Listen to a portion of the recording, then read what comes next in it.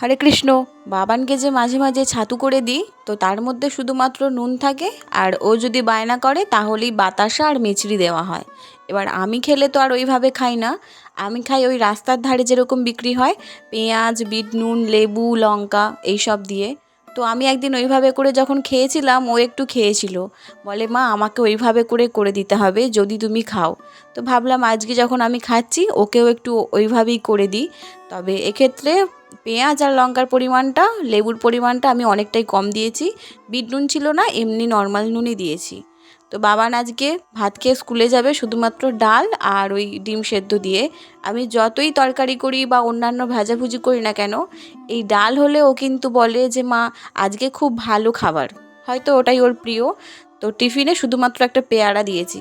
আগে যখন আমাদের বাড়িতে ডিম ট্রেতে করে আসতো, তখন বেশিরভাগটাই ফ্রিজে থাকতো আর কিছুটা বাইরে থাকতো। তবে আমি একদিন দেখেছিলাম যে ফ্রিজে ডিম রাখলে তার গুণাগুণ নষ্ট হয়ে যায়। তারপর থেকে আমি আর ডিম ফ্রিজে রাখি না, বাইরেই রাখি।